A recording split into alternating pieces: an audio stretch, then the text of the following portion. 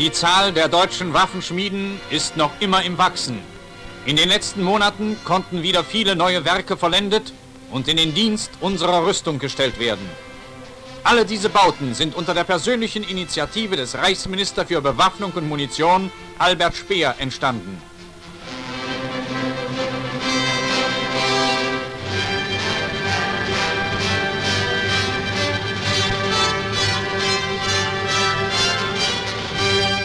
In den riesigen, luftigen Hallen werden die Arbeits- und Werkzeugmaschinen montiert. Der Führer sagte in seiner Proklamation zum Parteigründungstag: Das deutsche Volk wird jetzt alle seine Kräfte in einem Ausmaß aufrufen und einsetzen, wie dies in der Geschichte der Menschheit noch niemals für einen Krieg geschehen ist.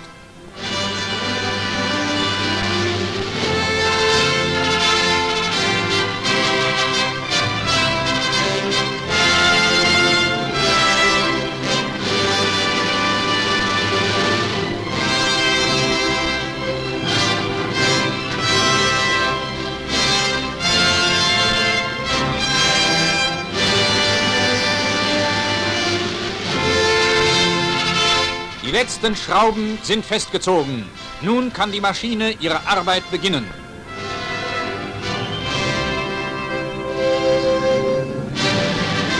Das deutsche Volk ist in entscheidender Stunde zur Arbeit angetreten. Alle Kräfte sind mobilisiert. Die Heimat ist zu einem Willensblock zusammengeschweißt, auf den sich der Führer und seine Soldaten blindlings verlassen können.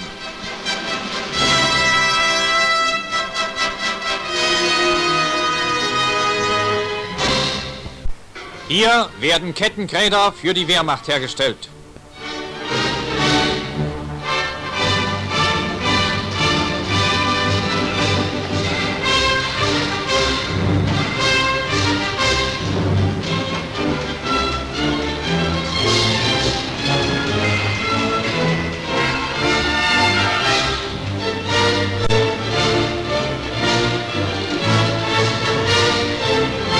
Kettenräder am laufenden Band.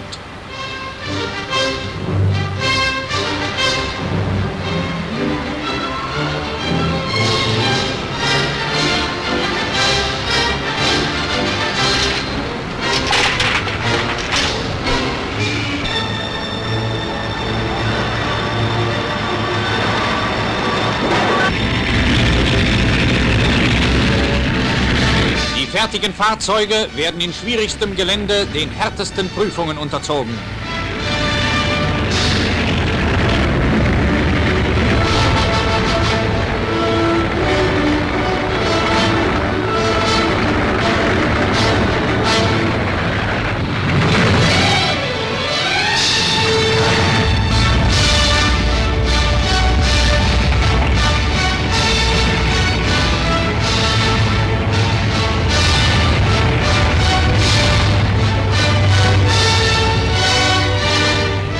In großer Zahl verlassen die Kettenräder das Werk. An der Front leisten sie besonders auf verschlammten Wegen und schmalen Gebirgspfaden unseren Soldaten wertvolle Dienste.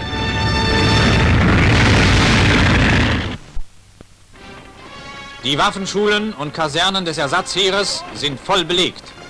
Die Offizieranwärter und Rekruten erhalten eine sorgfältige und gründliche Ausbildung. Was auf den Kasernenhöfen immer und immer wieder geübt wird, bewährt sich später tausendfach beim Fronteinsatz.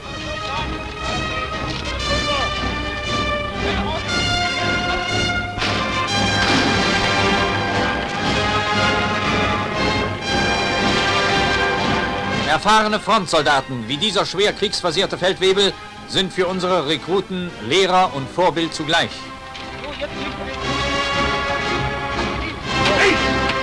Ausbildung von Panzerjägern. Zum Gewichtsausgleich hängt sich ein Jäger an die Rohrmündung. So wie hier wird in allen Garnisonsstädten und auf zahllosen Truppenübungsplätzen die junge Mannschaft soldatisch erzogen und im Gebrauch der Waffen geübt. Hinter der kämpfenden Front stehen Millionen einsatzbereiter Reserven.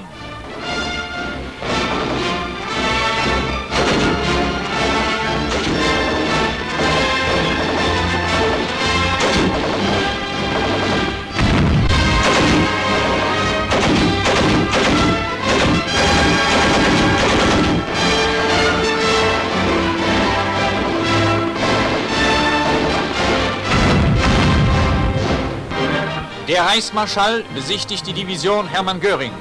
Diese Division ist ein vollmotorisierter Verband der Luftwaffe und verfügt über eine besonders vielseitige Bewaffnung.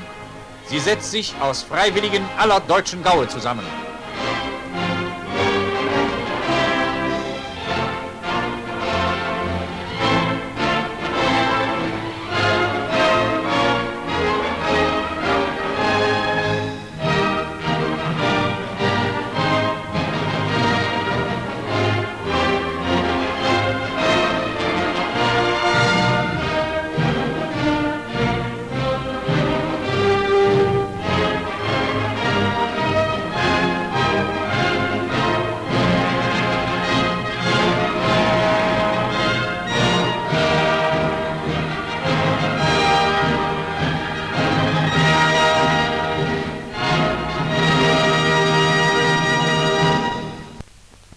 An der tunesischen Front.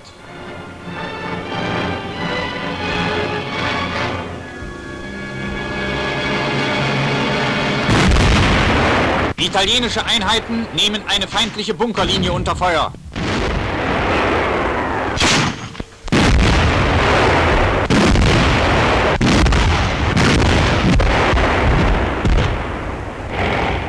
Panzervorstoß im mitteltunesischen Raum. Es gilt, starke amerikanische und englische Kräfte zu zerschlagen, die die Verbindung unserer Truppen in Tunesien mit den Einheiten der deutsch-italienischen Panzerarmee verhindern wollen.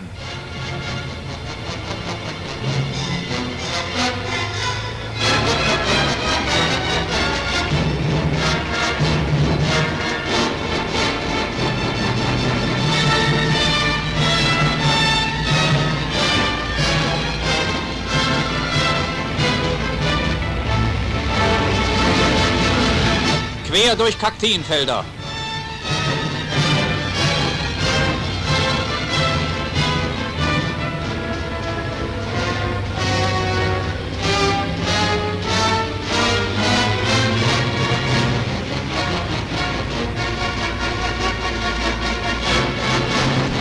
Feindberührung.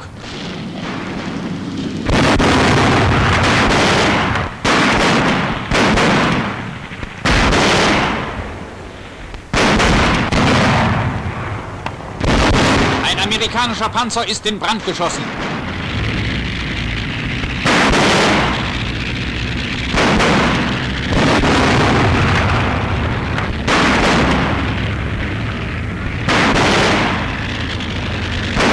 Keilförmig stoßen unsere Panzer in den Feind hinein und splittern ihn in einzelne Kampfgruppen auf.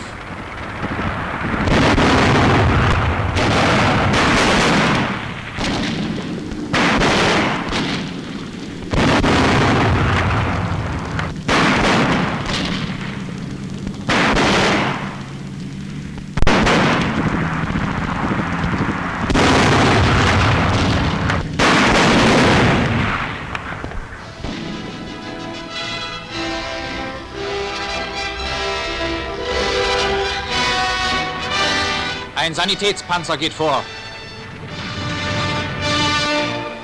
Verwundete werden verbunden und zurückgebracht.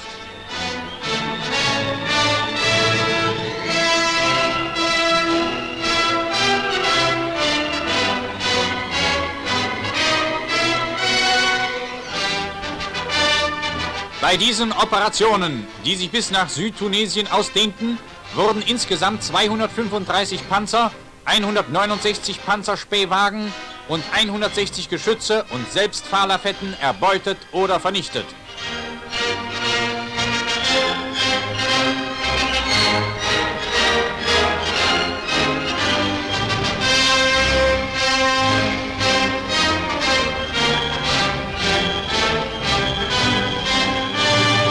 Außerdem wurden 4000 Amerikaner und Briten gefangen genommen.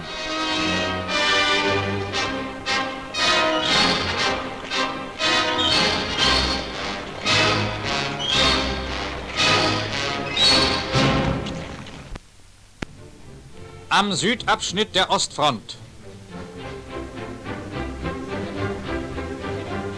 Hochwertiges Pferdematerial aus den Gestüten des Kaukasus wird nach der Ukraine überführt. Der Treck ist marschbereit.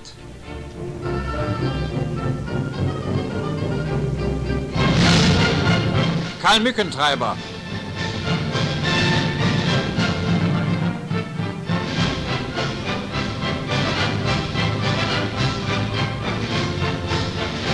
Diese Herde von 2500 besonders widerstandsfähigen Pferden soll den Grundstock für die neue Zucht des Ostpferdes bilden.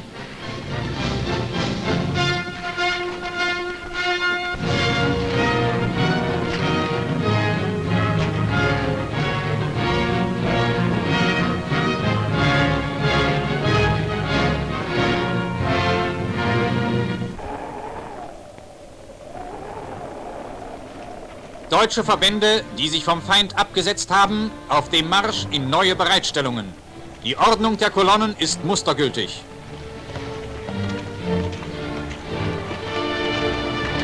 Die Einwohner des geräumten Gebietes haben sich zum großen Teil unter den Schutz der deutschen Wehrmacht begeben. Sie wollen lieber ihre Heimat verlassen, als noch einmal die Schreckensherrschaft der Bolschewisten ertragen.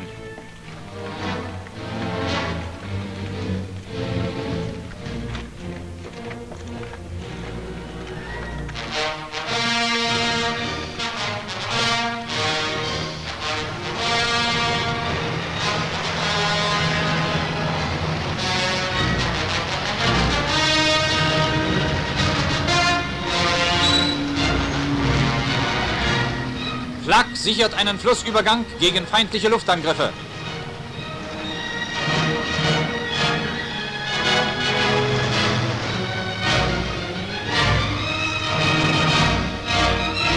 Abschusszeichen am Schutzschild.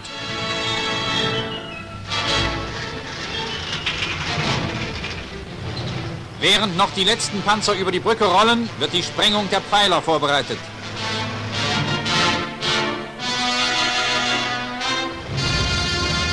Wo es Schwierigkeiten gibt, packt jeder mit an.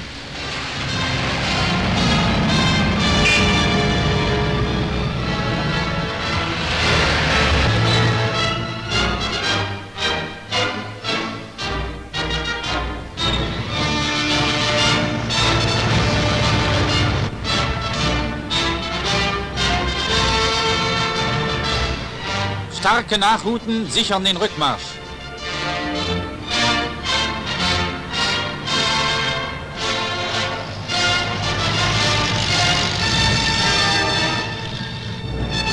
Die Telegrafenmasten werden gesprengt.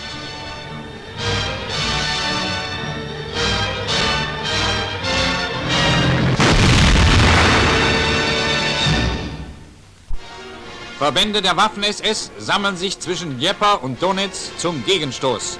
Sie sollen starke Angriffsspitzen der Sowjets, die mit aller Kraft gegen den Dnieper vordringen, abschneiden.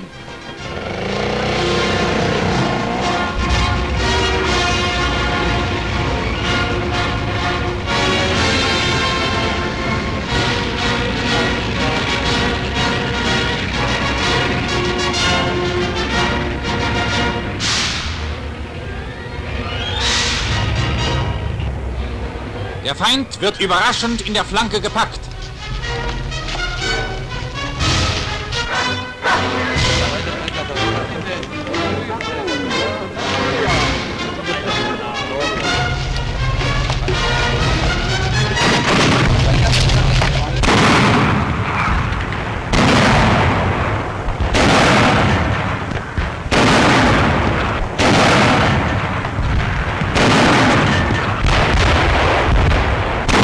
Die sowjetischen Verbände sind von ihrem Gros abgeschnitten. In schnellem Zugriff müssen sie vernichtet werden.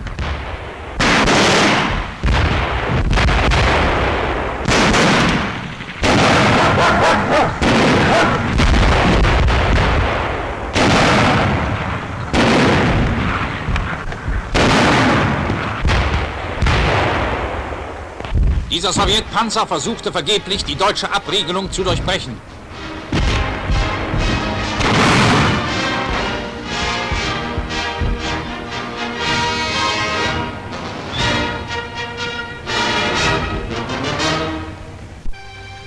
Die Männer der SS-Leibstandarte Adolf Hitler stellen sich zu neuem Angriff bereit.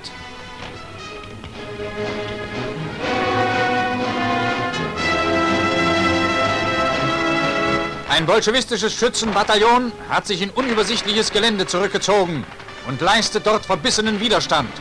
Auch diese Einheit wird erledigt.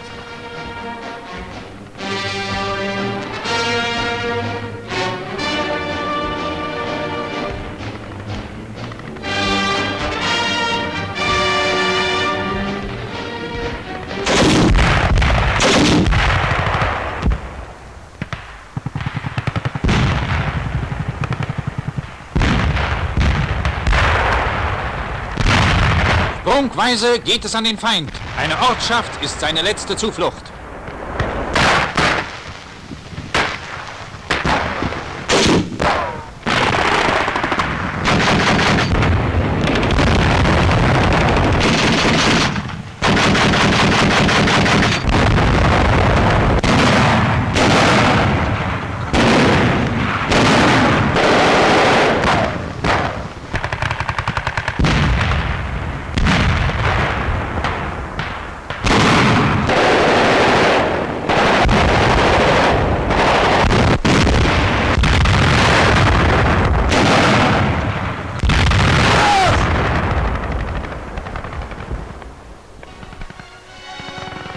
Die Reste der Bolschewisten werden gefangen genommen.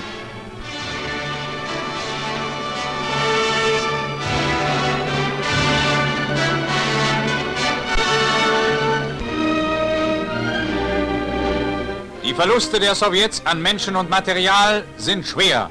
Ihr Ansturm zerbrach an dem Heldentum unserer Soldaten, die auch hier gegen eine vielfache Übermacht standhielten.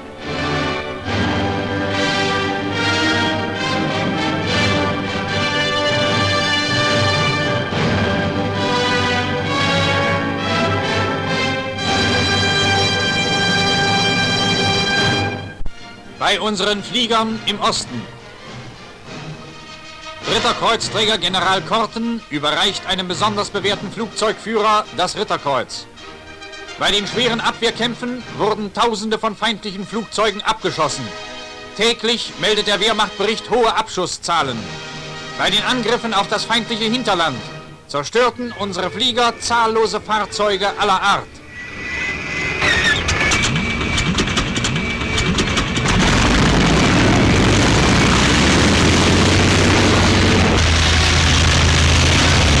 Stuka starten gegen den Feind. Sie sollen Marschkolonnen, Truppenanstauungen und Nachschubverbindungen zerschlagen.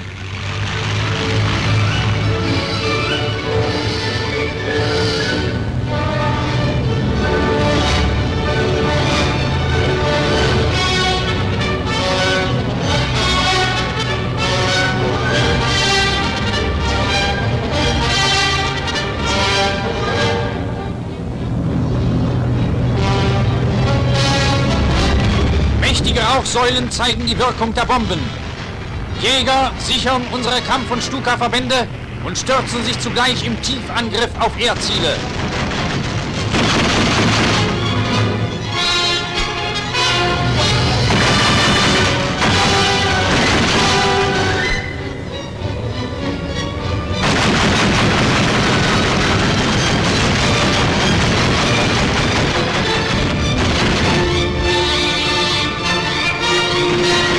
Sowjetjäger, auch Sie entgehen nicht Ihrem Schicksal.